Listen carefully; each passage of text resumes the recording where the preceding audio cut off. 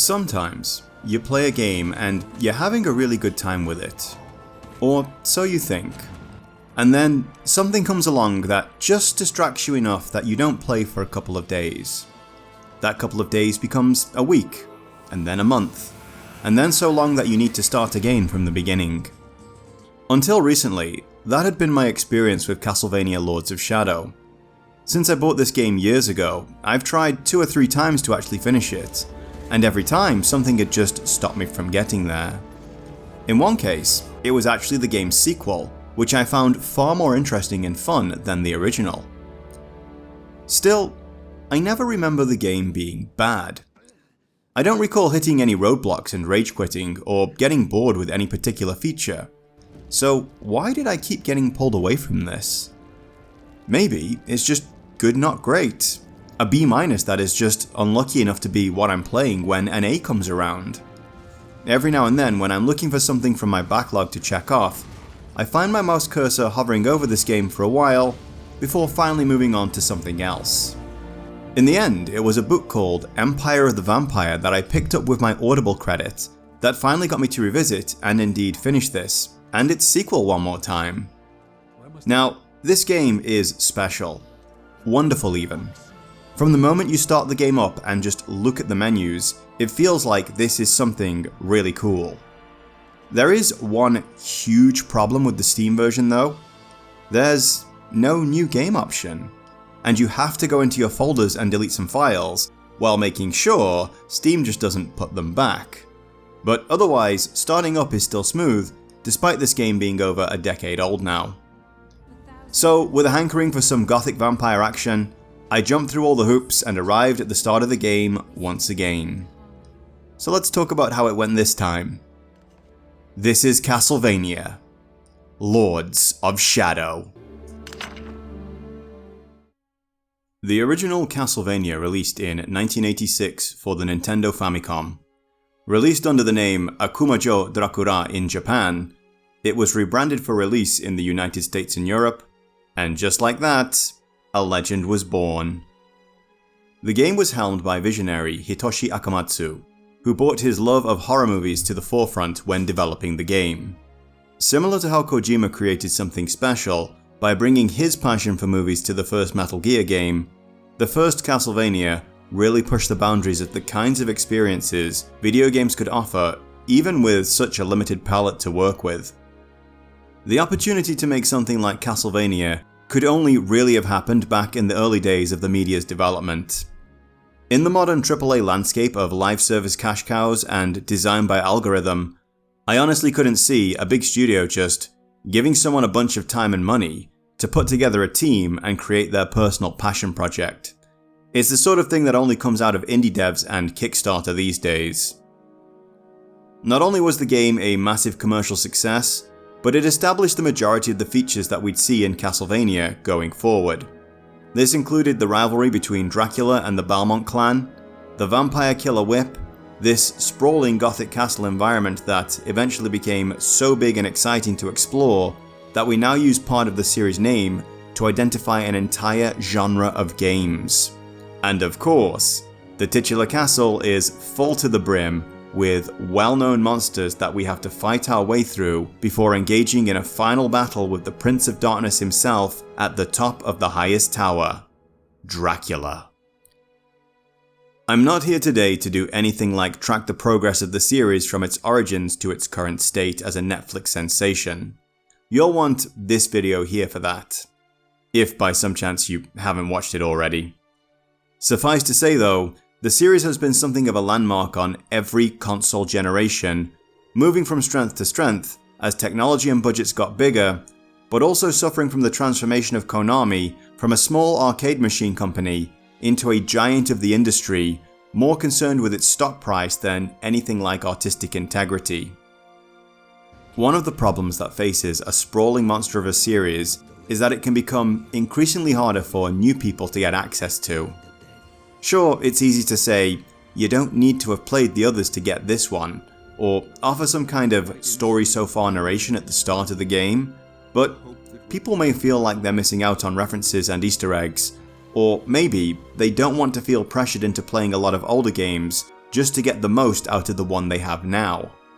While a successful IP will no doubt have a dedicated fanbase, this can stagnate at best and start to dwindle at worst.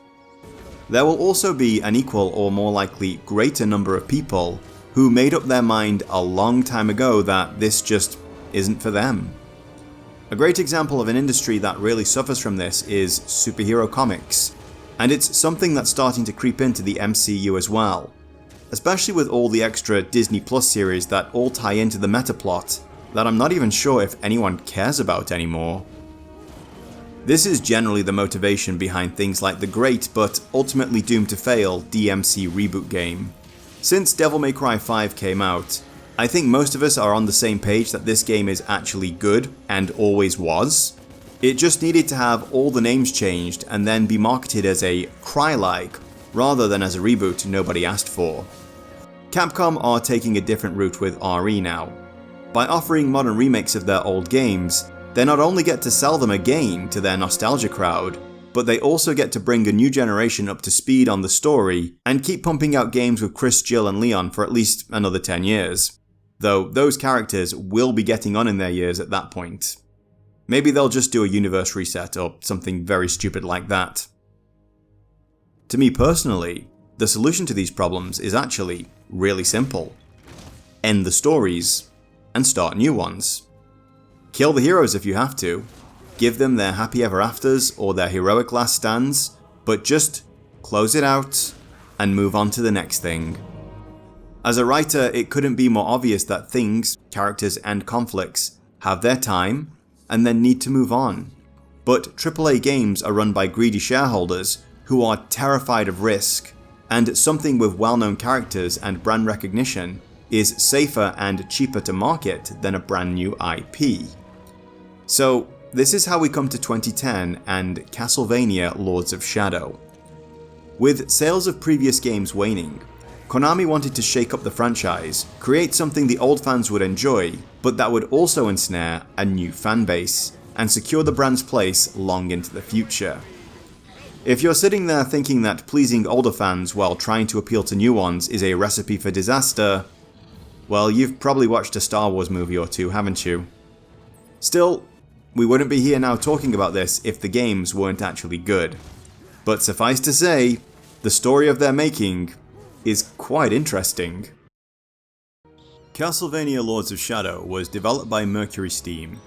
They're a Spanish studio operating out of Madrid, and are probably most famous these days for their contributions to the Metroid series. Their relationship with Nintendo flourished as a result of their work on Castlevania Mirror of Fate, which led to them working with Nintendo after things ultimately fell through with Konami. This serves as a fitting climax to their part in this tale. Perhaps saying something like breaking up with your long-term girlfriend only to start dating her best friend and ultimately marrying her is a little poor taste, but I think you get the idea. When one door closes, another opens. And just because you don't arrive at the place you set out on your journey to get to, doesn't mean that the place that you do arrive at isn't just as good, if not better. Konami, apparently, viewed numerous pitches when they were scouting out a potential candidate for the remake. They went with Mercurysteam because of their history with action-adventure games. Their previous works included Clive Barker's Jericho and American McGee's Scrapland, and oh god, now I've remembered that exists, I really want to play it. I could kick a human's arse. You always say that. You've never even seen one. The studio was actually created by former members of Rebel Act, the people that gave us Severance, Blade of Darkness. Darth Zombie put out a video on it a couple of years ago, and it's definitely worth a watch if you're into these kinds of games. When Lords of Shadow was originally announced, it was done so without the Castlevania moniker, so that it wouldn't overshadow the release of another mainline Castlevania game. Still, given the hype-based marketing of AAA games that want you to spend hundreds of dollars on deluxe editions before the game has even been reviewed, this was definitely an interesting choice. But we saw we were getting a fantastic adventure about a holy warrior battling the titular Lords of Shadow to free the world from the darkness they'd spread over it. This presented one problem. where the hell was Dracula in all of this? Even as more information was drip-fed to the public, and it was established that Gabriel was one of the Belmont clan, could this really be a Castlevania without the true Prince of Darkness pulling the strings? Well, who knows? Maybe there's a surprise reveal waiting for players in the game. I mean, there kind of is. So let's start at the end. I don't really consider talking about the twist ending to Castlevania Lords of Shadow to be a spoiler because, well, the sequel exists. It was originally a surprise that no one knew about until they finished the game and watched to the end of the credits. It turns out that not only was Lords of Shadow an epic tale of a holy warrior on a quest to save the soul of his wife and put a stop to an evil so powerful that even God himself is unable to intervene. Well, technically he is taking care of it, but by working through a proxy and playing a bigger and longer game than anyone else knows. It's also the origin story for the one true Prince of Darkness, the creature so powerful and destructive that it would have the audacity to name itself Dragon, while it spits in the eye of its creator and lays waste to all that is good and beautiful in the world. I'll let him introduce himself. I am no longer Gabriel, woman. I am the dragon, Dracula. I am the Prince of Darkness. I am, and will be, forever a thorn in his side. That is my vengeance. But hey, done well, a twist like this works just as well, if not better, when you know it's coming. This is the most beautiful part of a well-written plot twist. We have the initial gut punch of the first reveal, and then, on the replay, we get to recontextualize the events of the story and the actions of the character and see with absolute horror that we were being told all along what was coming. This double gut punch is what makes the most memorable tragedies, and so we can still get something great out of this narrative, even knowing what's coming. Providing it's done well, that is. I mean, if say, Gabriel's story is an open and shut saga, where we see him stand in the presence of his god, repent all his sins and ask forgiveness, and be granted the power to do something like, oh, I don't know, throttle the literal antithesis of God with his bare hands, and then he randomly shows up in the post-credit scenes as a withered version of Dracula, almost like the whole thing was an afterthought or some desperate attempt to tease a sequel. Well, that would kind of suck, I guess. Foreshadowing can also be too heavy-handed. The story of Lords of Shadow is both one of its best and worst features. It's all a matter of perspective. For comparison, I have for some time felt like maybe I was a little too harsh with my critique of Blood Omen 2's story and character design. While it stands in stark contrast to the grim and serious tone of the other games, it works as a schlocky B-movie-esque Kane story. It is, however, hard to nail down the tone of Lords of Shadow, as it swings wildly between serious and really dark in places to just absolute comedy gold at times. It does these individual things really well, and I was completely invested in Gabriel's plight and felt like a righteous badass during the final boss fight and ending cutscene. On top of that, the incredible art direction really helps with the world building, and while the combat doesn't hit all its goals perfectly, it's a solid B- there too.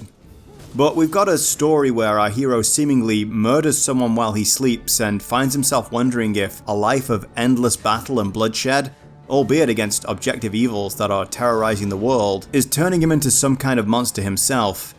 And later we get Patrick Stewart clearly showing up for work either drunk off his arse, tripping balls on God knows what, or quite possibly both?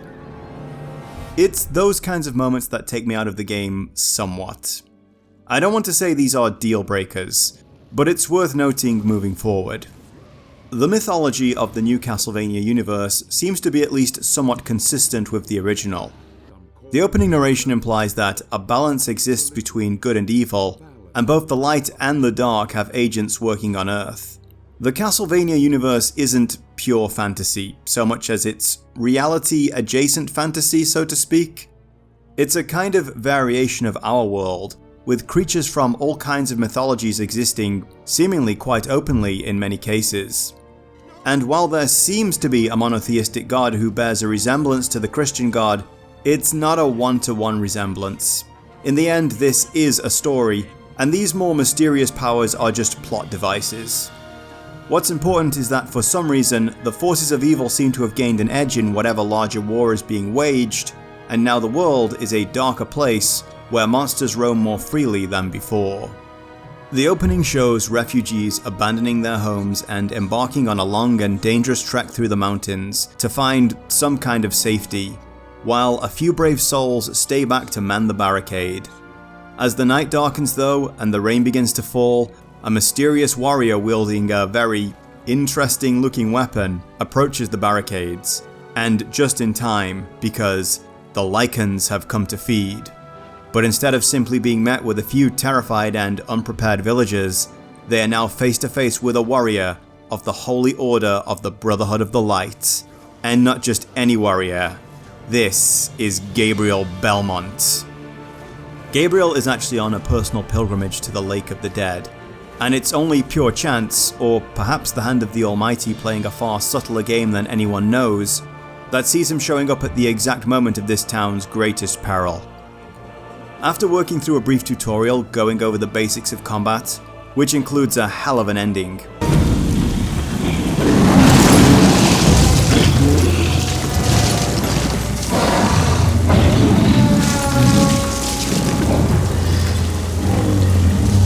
we're directed onto the main part of the game.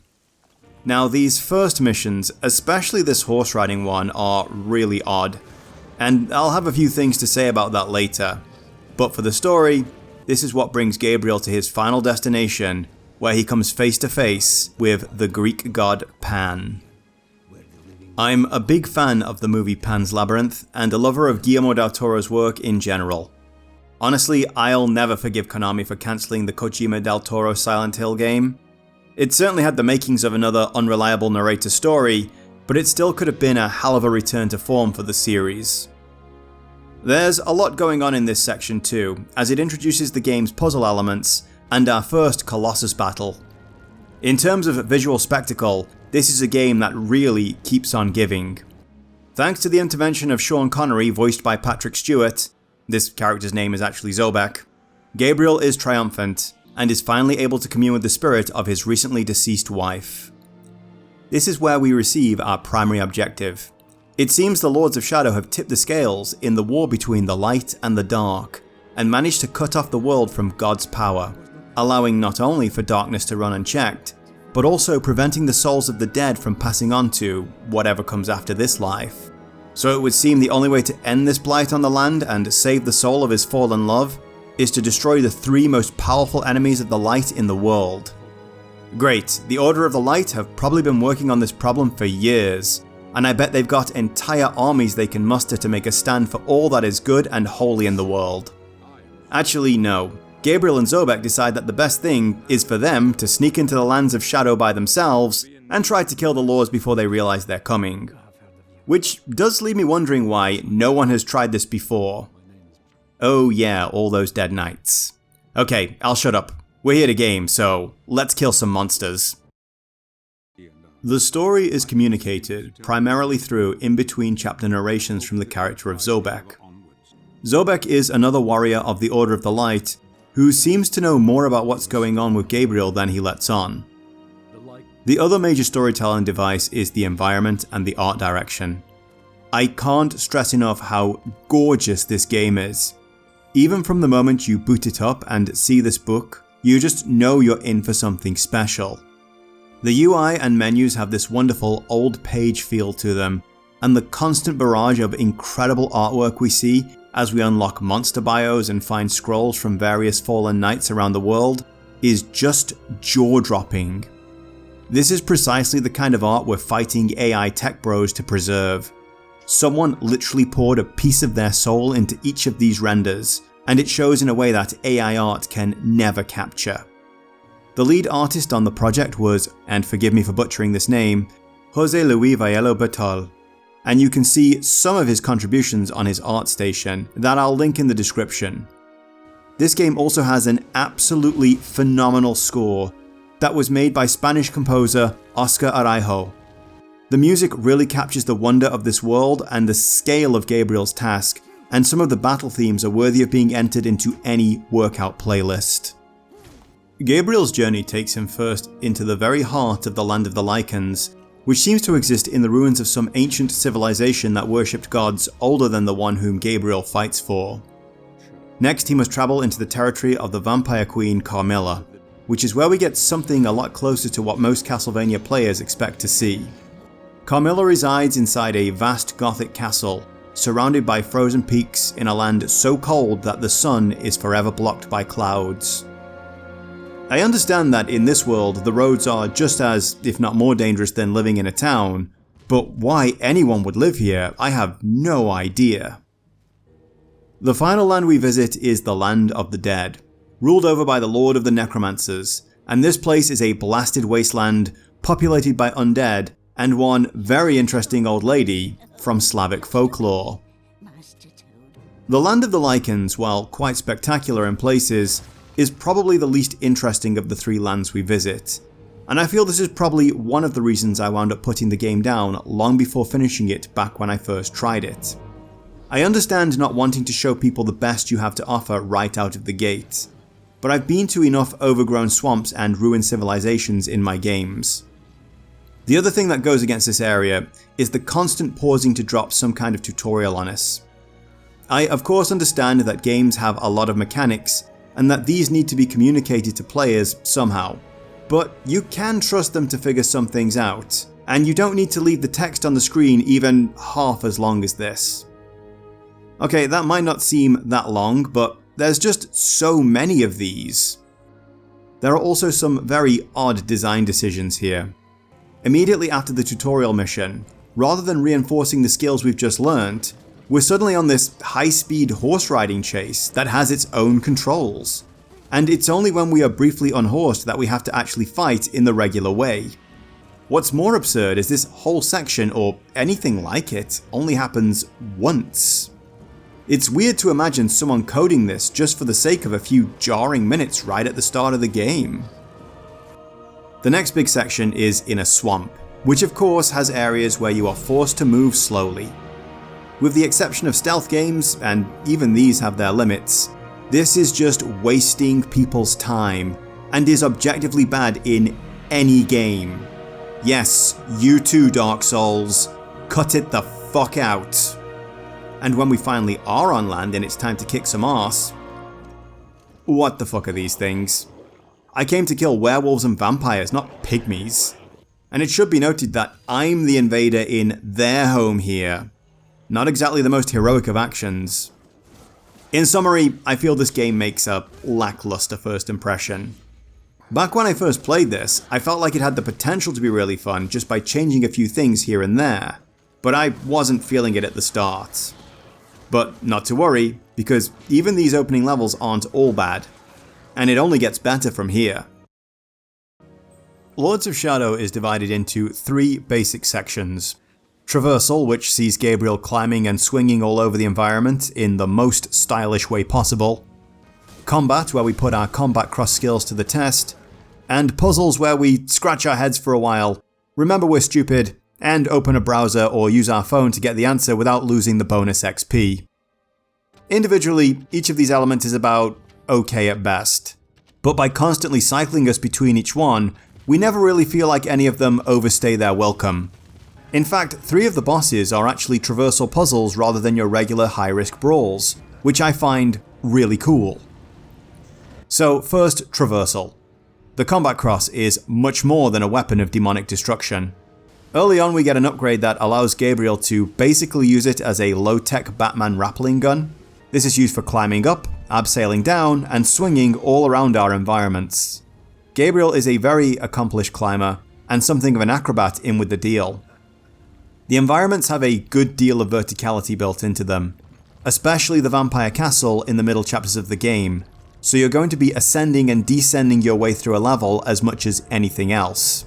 This is fun, if a little basic, but I think I understand where all the decisions come from. Gabriel isn't just a regular person after all. He's a highly trained holy warrior who routinely stands against monsters that are bigger and far more dangerous than him. He isn't a fragile character who has to worry about limitations like grip strength when climbing, or showering, laundry, or toilet paper when travelling on foot through miles upon miles of untamed forests. As such, climbing doesn't have any kind of stamina meter, but that's fine. It sells the power fantasy of the hero we're playing. More importantly though, it just keeps the game moving at a great pace, and makes moving between combat set pieces a lot more interesting than just running around. Sure, all we're really doing is holding the directional keys and occasionally pressing the jump button or responding to a little glowing prompt to bring out the combat cross. But it's about as complex as it needs to be for this game, and you can mess up. Fortunately, plummeting to your doom just takes a chunk of your health and returns you back to where you fell from, Zelda style. So while you are getting penalised, it's not so bad. On my current PC, loading times between the few deaths I had playing the game were almost non-existent, but I suspect they were a bit more of a pain back on the Xbox 360 or PS3. Still, at least you could listen to Patrick Stewart's silky smooth British voice reciting the story so far all over again. This is probably the point where I should mention the camera as well. Rather than a true third-person camera like what we get in the sequel, this game has fixed camera angles that are about as annoying as you'd expect. They can be problematic in combat too, with enemies launching themselves at you from across the screen where you have no way to see their telegraphed attacks. And they are also used to artificially inflate the difficulty of certain traversal sections, such as when balancing on narrow ledges. This whole section would be infinitely easier if the camera was just behind me. But climbing and swinging aren't the only ways to get around, especially not in the land of the lycans. Oversized animals are quite common in this area, and many of them can be mounted and ridden. Firstly, you need to wear the enemy down with regular attacks until it enters a stunned state, at which point you can attempt to mount the beast and use it to both destroy enemies, remove scenery that's blocking your way, and even climb up to higher levels that are inaccessible without help. With the exception of how spongy these enemies are to bring down, it's a really nice addition to the gameplay. It's used quite a lot early in the game, but more or less gets abandoned later. The combat, while a little undercooked, is basically fine. Gabriel's combat cross is very much a whip, just like that used by Belmonts of games past. It's fast, smooth, and has plenty of range. The basics are standard targeted attack that's bound to X on the Xbox pad by default, and a sweeping area attack for dealing with groups that's bound to Y. Just by mashing X and Y buttons over and over, we can fluidly chain attacks together into powerful combinations to take down enemies. But don't go thinking you can just button mash your way through this game. Oh no. You're going to need a lot more than that. We also have jumping tied to the A button, and after you've bought a few skill upgrades, you're going to be using this to not only escape tight spots with enemies, but also to launch and juggle them in the air to get as many free hits as possible. The defensive moves are where things really start to get interesting though. The left trigger when held will block incoming attacks, reducing their damage to just chip damage. But timing your block to an incoming attack will perform a deflect. This not only looks awesome, but it staggers the enemy, leaving them open to being attacked after. The parry window is very generous, maybe even more so than Sekiro, and parry animations can cancel attack animations, meaning if a creature tries to flank you while you're punishing his mate, you can quickly counter their incoming attack too. Not all attacks can be blocked or parried though. Enemies also have telegraphed perilous attacks that must be dodged. You can dodge roll with block and a direction button, and go straight back into attacking off the roll. So when it all comes together, it's a solid and quite versatile system for hack and slash combat that requires quite a bit of skill to get the best out of. But that isn't everything. Enemies can block too, for example, and simply trying to wail on them while they're doing so will prompt them to launch into a perilous counterattack. There's also the issue that enemies don't get staggered by most of your hits and will continue their attack animations. This seems to be a deliberate choice to prevent people just button mashing their way through the combat, as doing so will lead you to being overwhelmed very quickly. Mercurysteam really wanted the player to be in the mindset of parrying and countering enemy attacks, and rewards them well for doing so. The most obvious way this is done is via the magic system. Lords of Shadow has a system that places a lot of responsibility for survival in the player's hands. Skillful play is rewarded with the ability to heal, increase damage output, and being able to unleash devastating attacks. While there are a few healing fonts found around the world, you're going to be using light magic for the most part. Early on, you'll be gifted the Light Magic Medallion by Zobek, and a little later on in your journey, you'll also find the Chaos Magic Medallion. These will unlock a little font of magical energy, and the total amount available can be upgraded by tracking down gems that are usually found on the bodies of other fallen knights. You can upgrade your total health this way too, and this little completion animation is kinda cool.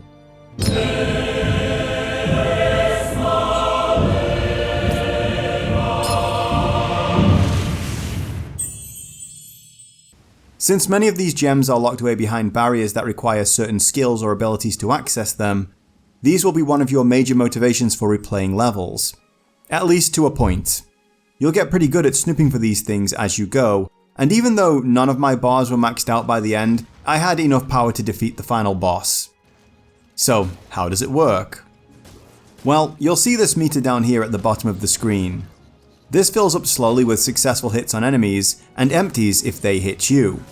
However, a parry will fill the meter much quicker, and once it's full, enemies start to shed these little balls of magical energy. Clicking the left or right stick will suck the energy into your light or chaos amulet respectively. Once you've got charge, the left shoulder button will activate your light magic power, at which point every hit you land will fill your health bar. The right shoulder button will activate your chaos magic power, and your damage output will significantly increase. Both these powers also have their own skill trees that unlock special attacks. This is a good system for encouraging skillful play. Rather than seeing my health drop low and starting to mash the buttons wildly, I'd actually do my best to slow down, pay closer attention to the enemy attack patterns, and land those parries so I could get the energy to heal myself. If the system has one problem though, it's the lack of stagger you do when actually hitting enemies. I get this is a deliberate choice to prevent people from just spamming attack over and over, but it can be very frustrating when trying to manage large groups of enemies that have you surrounded, and it can be annoying when you seemingly do everything right, recover your health, only to have something weighed in with an unblockable attack, possibly from off screen, and strip you of what you've just worked hard to recover. Oh, and since we're on the subject of magic, let's bring up Chupacabra here. And can I just take a moment to say, fuck this little guy right here. Chupacabra shows up to steal your stuff and then make you run around and find him. Sometimes taking you through enemy infested territory. The first time this happened I thought it was kinda cute. But by the third time I was just sighing with frustration at A, how dumb Gabriel was to keep getting hit by the same thing, and B, how annoying tracking this little shit down was. Of all the things to reuse, I'd have taken another horse ride over this crap. The next component is skills and upgrades. I've touched on the way amulets get upgraded by finding gems all over the map, but we also gain experience points every level that we can invest in more attack options and combinations. I've already talked about how beautiful the UI is in this game, but I especially love these little line art animations we have for every attack. I would quite happily play an entire 2D game that looks like this. If you know of one, please let me know in the comments. While these come in a big variety, you are eventually going to be buying them just because. Unlike Devil May Cry for example, Lords of Shadow has nothing to incentivize mixing up your attack patterns. There's no style system or extra XP awarded for moving through different combos. That's fine as we already have quite a complex system for combat at this point. But it does mean you'll use less than half a dozen of these skills. Once you've got your go-to attacks, you'll have enough on your hands without trying to remember every button combination in the book. Likewise, light energy special attacks drain light magic energy, but you need that to heal. So again, you'll find yourself steering clear of most of these abilities regardless of how cool they seem. You never know when a few grunts are going to cheap shot you. Finally, you have a small supply of side weapons such as daggers, holy water, and little fairies that can stun enemies. These can help with breaking up larger groups into more manageable chunks, or give you free reign to just lay into something without worrying about a parry or a counterattack. So, this all sounds great. And it is. So what's the problem? Well, nothing now, that's for sure. Enough time has passed that a game like this can be judged on its own merits, and seen for what it is. The problem is, when it came out, it was judged in comparison to other games that came out at the same time, and 2010 was a big year for fantasy hack and slash games.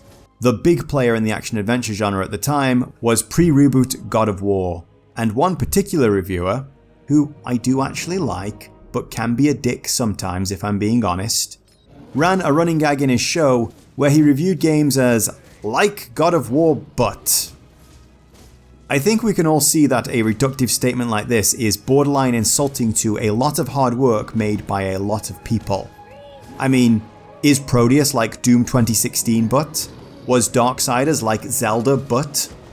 Games have been borrowing ideas from each other and building on the success of other games forever. Sure, it can lead to some sucky trends like cover-based combat or QTEs showing up where they have no business. Oh yeah, this game has QTE finishes which are basically okay, as they're well telegraphed and not that difficult, but they are really annoying when a string of them show up at the end of a boss battle, and failing one of them can insta-kill you. Where was I? Oh yeah, accusations of the game being derivative. Even God of War was built on the back of other successful games.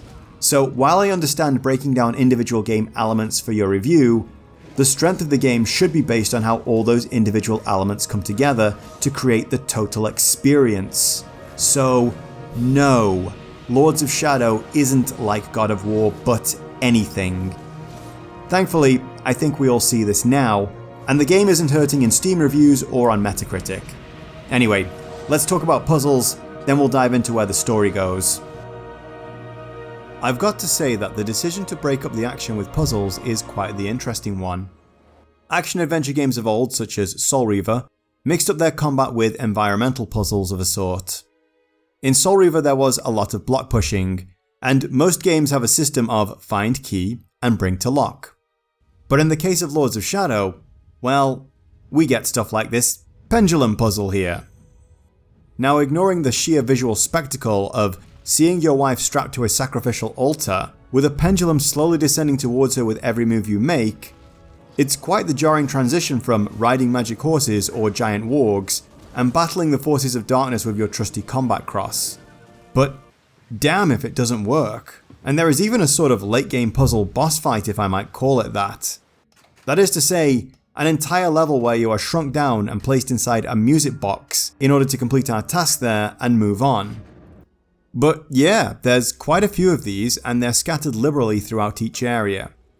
You can be aligning different coloured crystals to change the colour of a focus beam of light, positioning mirrors to reflect other beams of light into certain areas, playing an interesting drop ball game, or punching symbols on the ground in the right order to guide a beam of light through a maze. The saving grace of all these is that close to them there will usually be a dead knight with a scroll that provides an initial hint on how to solve the puzzle. Solving the puzzle grants you an extra XP bonus, but you can sacrifice this to simply have the answer spelled out to you if things are taking too long. I sort of like this. You aren't losing anything if you do unlock the answer, but you gain something extra if you figure it out for yourself, or at the very least, tab into a browser for the answer. I sometimes wonder if the internet is the main reason these kinds of puzzles don't show up in games anymore. The most outrageous of these little breaks from the main game though is without a doubt vampire chess. In the middle chapters of the game, as we explore the lair of Carmilla the Vampire Queen, we are challenged by her daughter Laura to a game of vampire chess. We are actually welcome to skip it. Which again, wow. Someone coded this into a AAA game, but was self-aware enough to know it wasn't everyone's cup of tea, so gave us an opt-out option. I fucking love this. It speaks of taking risks and trying new things, and is something that just wouldn't fly in the current iteration of the AAA gaming industry. The game though is actually fun, if a little basic, and you can even just replay it from the menu after you've finished it. As mentioned earlier, I don't think these puzzles are A+ material, but they're spread out enough and complemented well enough by the other areas of the game that they were always more of a pleasant distraction than a nuisance, and on the rare occasion I did find my patience wearing a little too thin for them, I just cut my losses and used the in-game answer to it. So now we understand how to play the game. Let's learn more about these Lords of Shadow. The most significant character that we meet in the Land of the Lycans is this girl, Claudia. She hangs around with this extremely intimidating Black Knight Golem thing, and yes, before you ask, we are absolutely fighting this later. The Dominion of the Lycans exists within the ruins of Agharta. This was an ancient and presumably pagan civilization that fell into ruin long ago, and the lands they once inhabited have been reclaimed by nature. We don't learn too much about these people though, unfortunately, aside from their impressive grasp of magical technology. Claudia is mute, but is able to project her thoughts into Gabriel's mind, and even has some kind of gift of foresight. Whatever this power truly is, it helps her control her hulking guardian, and also to discern that Gabriel is not a threat, but someone to be helped. Claudia has survived alone in this cursed land thanks to her superhuman acrobatic skills that surpass even Gabriel's, the power of her bodyguard, and her knowledge of the power of her ancestry. We see that much of this ancient technology is powered by magical crystals, but these things have another use when things get choppy.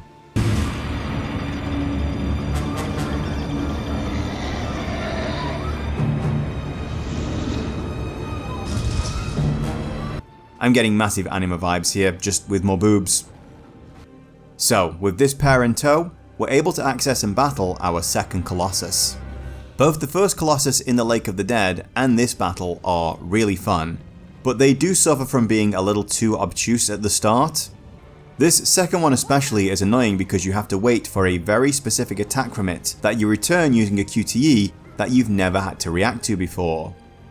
From there though, you're basically using Gabriel's traversal skills to move up and around the creature, so you can take a knife to its convenient weak points and open up the next section of the ascent to its head. Occasionally the creature will try to shake you off, and you'll have to grasp on for dear life or be sent back to the start. However, if you've already broken one of the seals, you won't need to completely repeat the ascent once you've made your approach. Occasionally, the Colossus will try to swat you off, and again, it's not always easy to intuit how you're supposed to react in the time given, and that can be frustrating. But once you've got the whole pattern down, it's actually really satisfying to scurry up and around these things and break them apart a piece at a time. There's also no shortage of incredibly stylish moments in these set pieces. These battles are nowhere near as involved as in Shadow of the Colossus of course, but I think they're fit for purpose, and were a refreshing break from the regular giant monster boss battles we get throughout the game. So from here on out, I think the real spoilers are going to start to drop, just in case you were maybe getting the urge to go and see what this was all about for yourself. So, when we met Claudia, she senses something about Gabriel that surprises her, but doesn't let him know what it is. In the aftermath of the Colossus fight, while the party is resting, Gabriel has a nightmare where he sees himself murder Claudia. She seems willing though, claiming she knew this was her fate the moment she met him. Gabriel snaps awake, and after a brief conversation with Pan, finds the girl murdered with one of his knives stuck in her, and her bodyguard very angry with him. The Knight, like several other bosses we defeat, grants a permanent power that is mainly used for overcoming barriers we couldn't get around before. In the case of the Knight's Gauntlet, we get a super punch action that can be used for moving heavy objects around an area. It has some utility in combat, but the slow charging time makes it all but useless when up against large groups of aggressive enemies. It really does feel like luck more than anything if you land something with this. These boons are also one of the major incentives to backtrack. We can replay levels as many times as we want, and we are often provided with extra challenges when we do. Complete the level under specific conditions and receive some extra XP. This, however, probably isn't worth your time. Some of these earlier chapters where you have to tame animals to ride can actually be quite tedious, and the rewards you get for unlocking hidden areas are basic things like increasing your carrying capacity for sub-weapons. It's probably worth trying to track down all of the crystals you've missed, to some degree, but again, looking back at my earlier attempt to finish this game, it was getting hung up on finding everything that had me putting the game down. The rewards just aren't really worth the effort. The next big story revelation comes when we meet the Lord of the Lycans, Cornell. He's a touch surprised at the audacity of a single holy warrior coming into the heart of his domain to challenge him alone, and decides to hit Gabriel with some hard truths about who he is. The Lords of Shadow are actually the former founders of the Order of Light. After a lifetime of serving God and fighting evil, the founders travelled to 3 points in the world where they were able to cleanse their souls of evil and ascend to become holy beings second only to God. What they didn't realise was that their evil wouldn't just vanish. Instead, it stayed on Earth and festered in their bodies, creating these powerful enemies of God. This seems to play into Castlevania's mythology concerning a balance between light and dark. God gained 3 new big guns in heaven, but the other side got 3 new ones on Earth. To slay a Lord of Shadow would also destroy their divine half, which, I mean, what would that actually do? Would the divine Cornell rejoin with his darkness, return to the pearly gates and face judgment before being invited back into heaven to sit at a slightly smaller seat? Anyway, they fight, Gabriel kicks ass, and by releasing the divine power, so does he retrieve the first third of the God Mask. I'm not sure if this mask is what the founders used to ascend, but it is apparently so powerful, it can return the dead to life. Oh cool. We've got some interesting hook now. We've seen Gabriel lose control of himself and murder someone, and now he has the power to return his wife to his side. What a terrible temptation. There's all kinds of scope to have Gabriel walk down a dark path from here. I mean, the game references Shadow of the Colossus, and we all know how that story ends. So, will Gabriel's mortal heart be led into temptation? Or is this perhaps a terrible trick that will turn him bitter and resentful towards God? Could it be pride or entitlement that sees him turn his back on the divine cause? Actually, it's none of those. In fact, as far as I can tell, there's no reason for it at all. And that's what bothers me the most. This story had so much potential to play out like the tragedy it was trying to be, but they don't follow through with any of it. The story we get is fine, but it doesn't match the post-credits scene. Sure, Zobek likes to talk about how Gabriel is pushing himself further and further to the edge, as his journey of blood and horror takes a terrible mental toll on him. We regularly hear him wax on like, "So, Gabriel has slain an innocent, and now seeks to subvert the natural order by resurrecting his wife.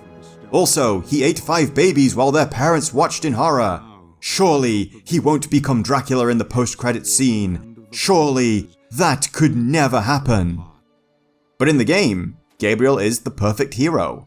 He's stoic and fearless. He never doubts that his cause is just, and he goes out of his way to save people anytime he can. There's a rule in writing about showing rather than telling.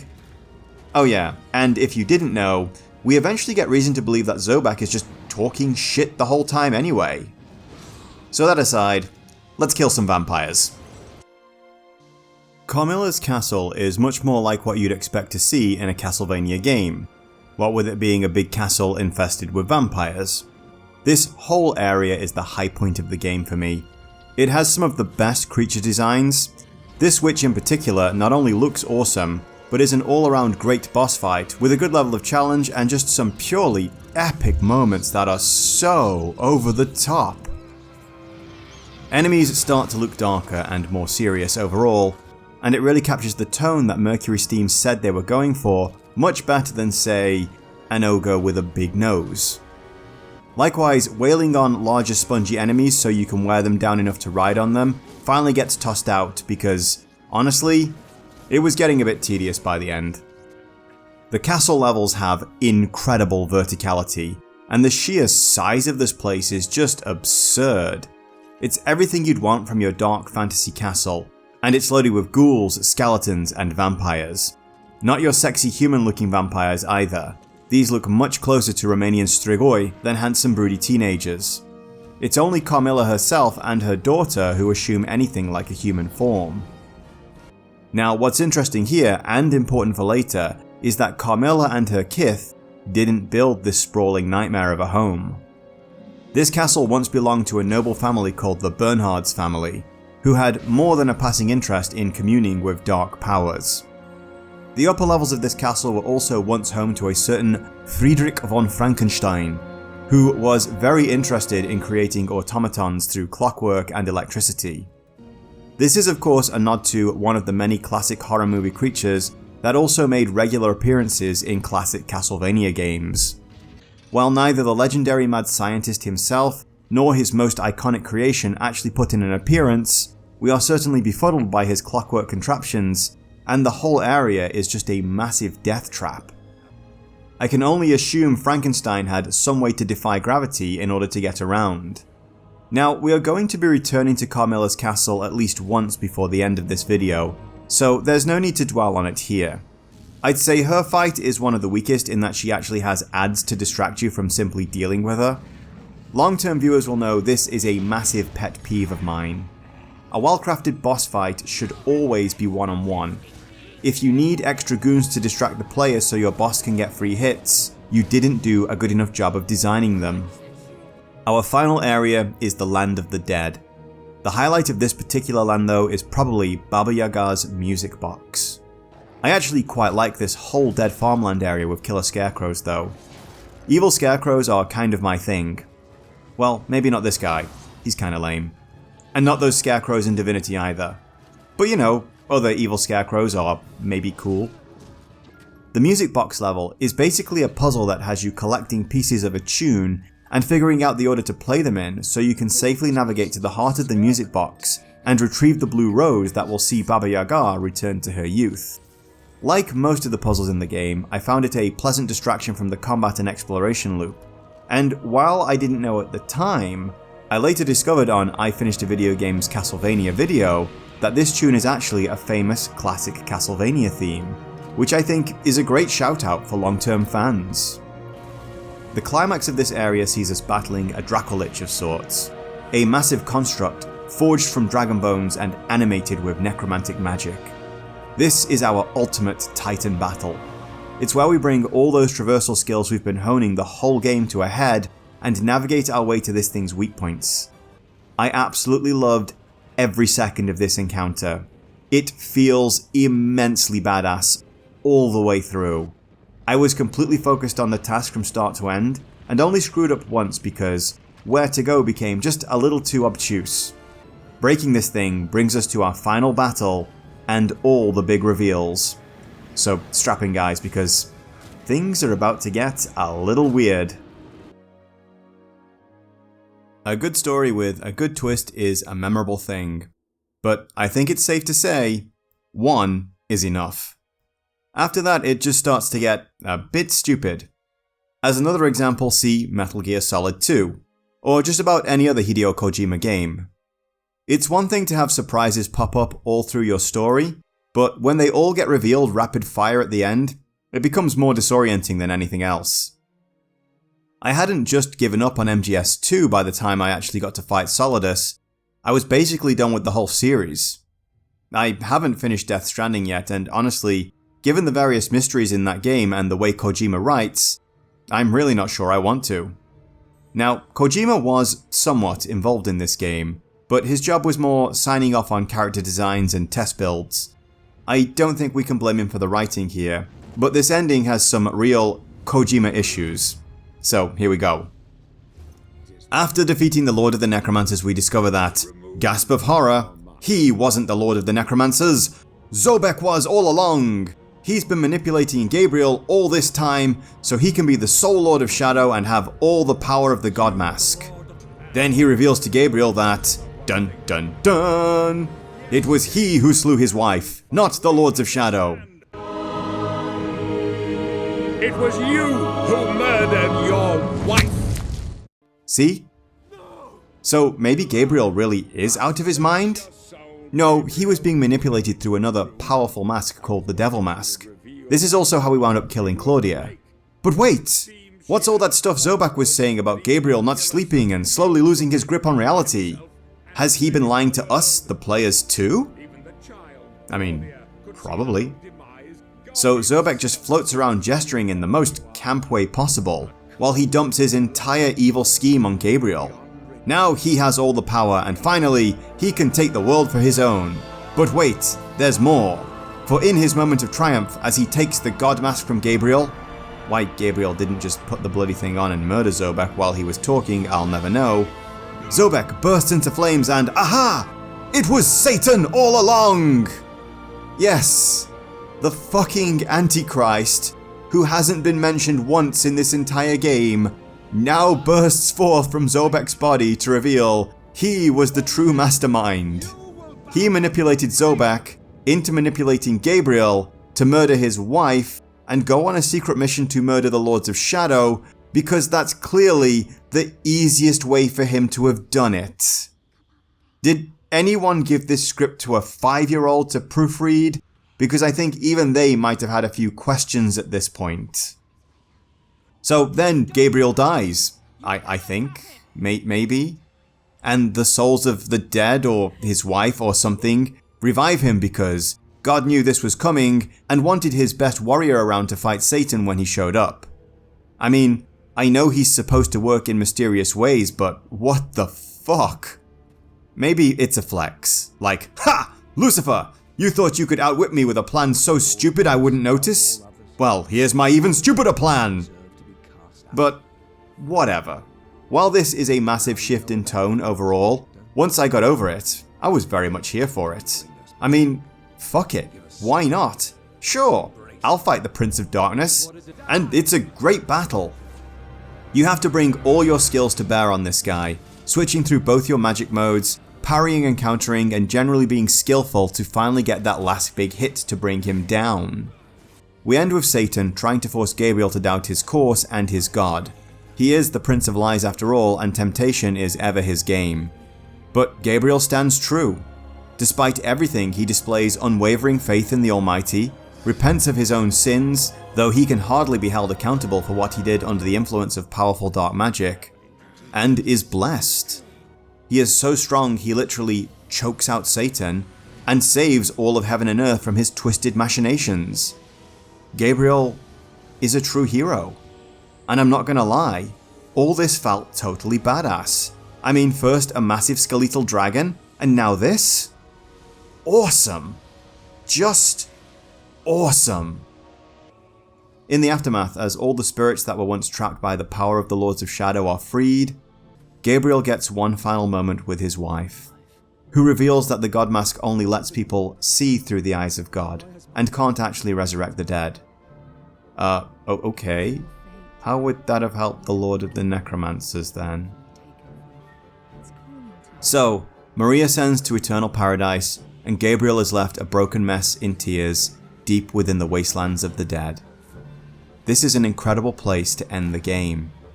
It reminds me somewhat of Ninja Theory's Hellblade, where Senua descends into hell because she thinks she's going to rescue the soul of her lover and be reunited with him, when in fact she's actually coming to terms with his death and finally learning to let him go.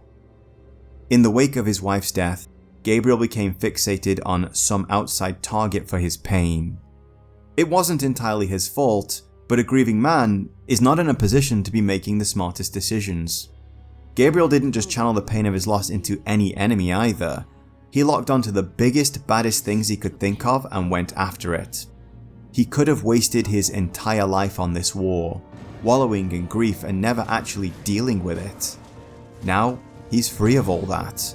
Not least because he's rid the world of a terrible evil, but also because he knows beyond all doubt that his actions spared his wife a much worse fate, and that she now resides in heaven with the God he now knows beyond doubt is there. Of course he has to deal with his pain now, but this is not the setup for some terrible fall. Think about everything Gabriel has been through, and the kind of man he's shown he is deep inside. Nothing about him implies he's on the verge of becoming God's greatest enemy.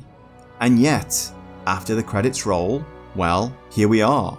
Zobek is still alive somehow, and here's Dracula. Now we do discover at the end that an incredibly long time has passed between the game and this scene, but still, what the fuck, dude? Which brings us to the DLC. It is with some caution that I bring up the Lords of Shadow DLC because 1. It was never intended but rather mandated by Konami due to the surprise success of the game, and 2. The devs have said themselves that it was a mistake. Regardless though, the DLC exists and is canon, and sees us returning to Carmilla's castle to deal with a powerful demon known as the Forgotten One. We are introduced to Carmilla's daughter Laura in the main game. She's the one who makes us play monster chess with her, and it's she who reaches out to us with a plea for help at the start of the DLC. It would seem that Carmilla hadn't chosen that castle as the nest for her brood just because she likes the scenery. Apparently, once long ago, the 3 founders of the Order had sealed a powerful demon away here and she was in some way keeping a vigil over it.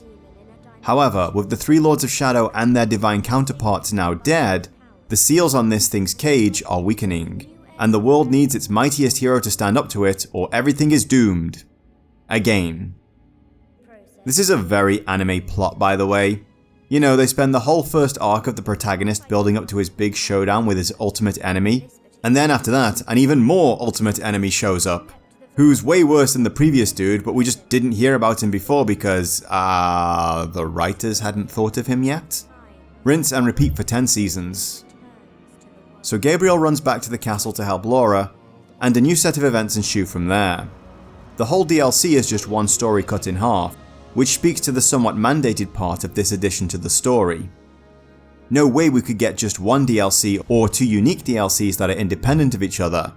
No, take this one idea, cut it in half, and leave us on a cliffhanger at the end of the first part so that people feel compelled to pick up part 2. It also cuts down on production time between releases and gets more money into the pockets of those parasitic shareholders. Now, the actual meat of the DLC is fine. It's basically more of the gameplay that we got from the main game, set in one of the best locations. But rather than just repopulating areas we've already visited with new enemies, there's actually a good deal of original content here too. The pair must delve into the very foundations of the ancient castle, and even rewind time so that a once shattered tower can be remade and ascended by them. We even visit memorials for the 3 founders of the Holy Order and see their portraits as they were before their ascension. So there's a lot of good stuff here. The big negatives are the sections where we control Laura. I understand that making and animating a fully usable character isn't easy by any stretch of the imagination, and they could hardly just stretch Laura over Gabriel's animation rig and call it a day.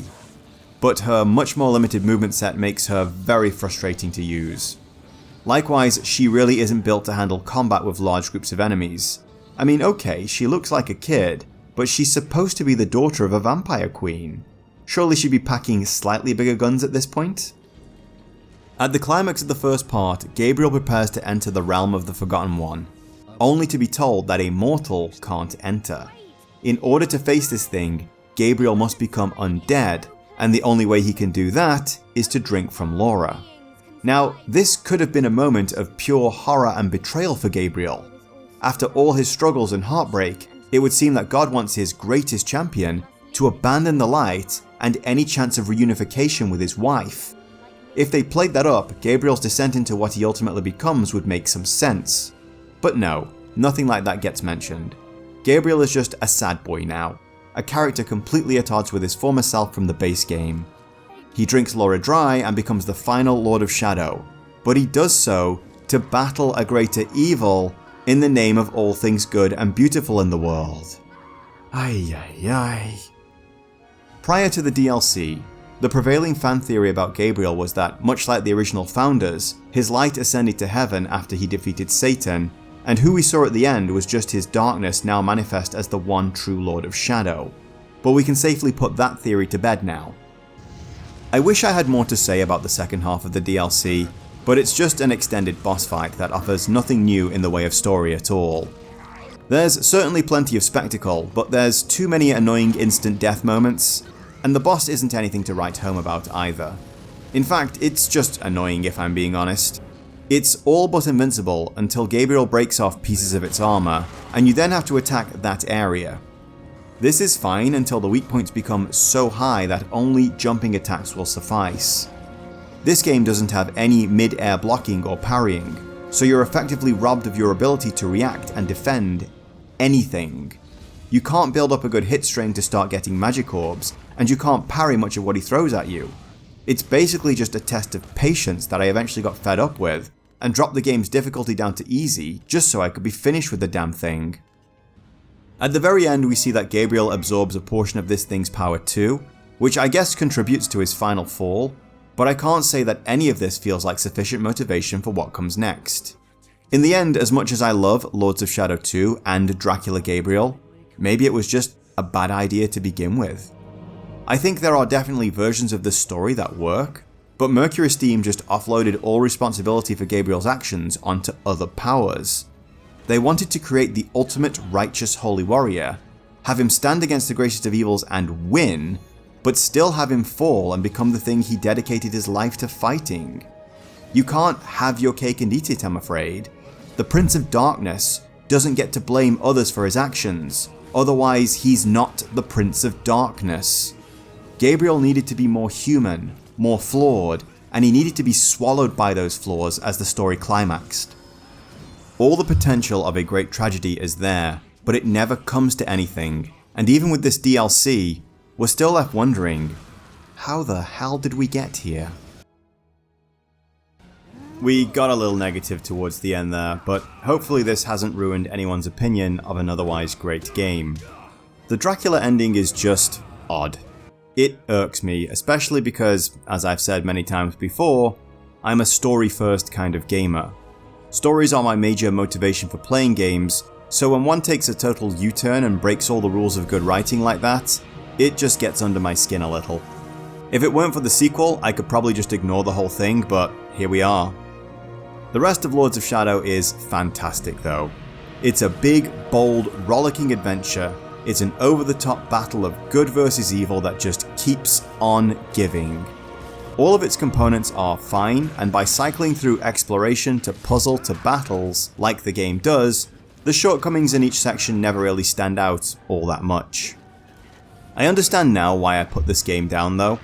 While the system of powers and upgrades in the game does encourage you to replay levels, I'd say that the rewards for those replays aren't really worth the time invested. You'll have a much better time fighting through the next big area or absurd giant monster than retreading ground just so you can carry 5 more daggers. Castlevania Lords of Shadow achieved what it set out to do. It was a powerful rebirth for the franchise that actually won over old fans and new, becoming one of the best-selling Castlevania games of all time. So it was no surprise that Mercurysteam got to continue the story of Gabriel Belmont, now as the Dread King Dracula. But that, as they say, is a tale for another time. For now though, I'd say I had a mostly great time with this, and I'm glad I finally came back to finish it. Lords of Shadow is a very 2010 game, with its cutscenes and clunky cameras and heavy-handed storytelling. Things have changed a lot since then. It would be impossible to look at the route that this genre of games would go down without considering From Software's Souls games.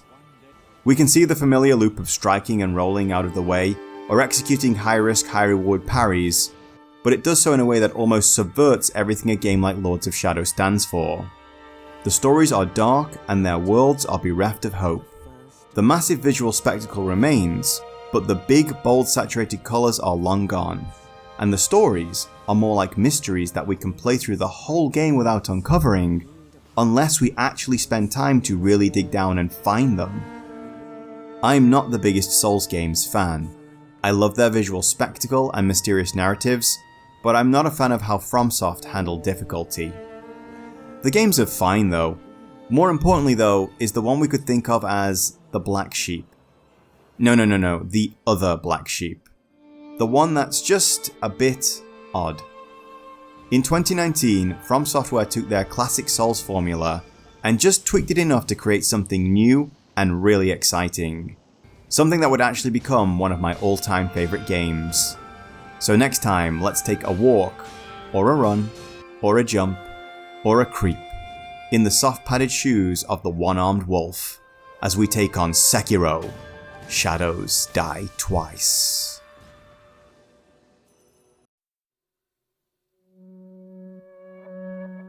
Hi everyone.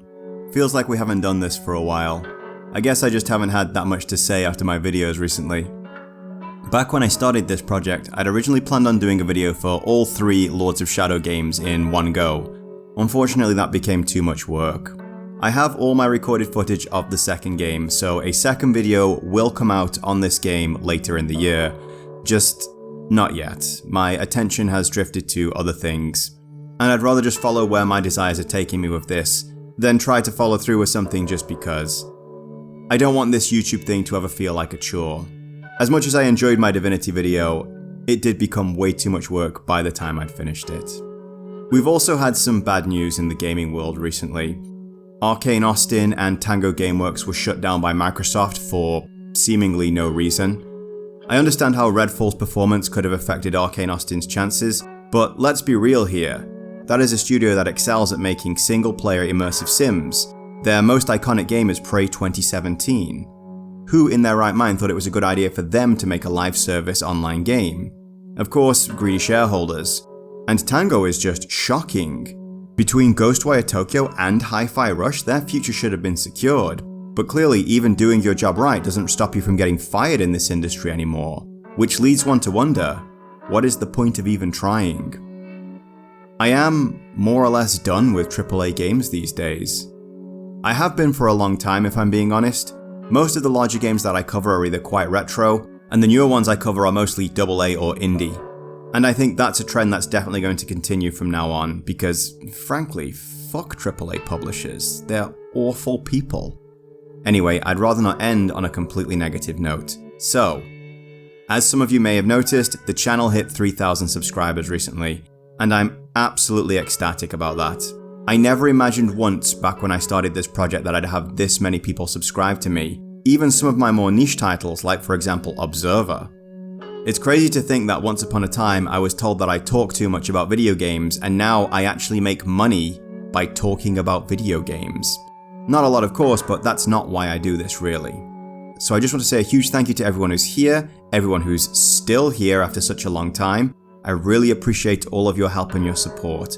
All of your likes, comments and shares. It really means a lot to me that you appreciate and care as much about my work as I do. So thank you very much. I have an idea for a kind of bonus video that I've actually already recorded the audio for, but I haven't quite got all of the capture I need for it just yet. So, expect the Sekiro video, the actual game review that's coming after that, and then a special milestone video to say thank you to all you guys. I hope you'll enjoy it. Okay, well, it's time for me to peace out, so have a great week whatever you're doing.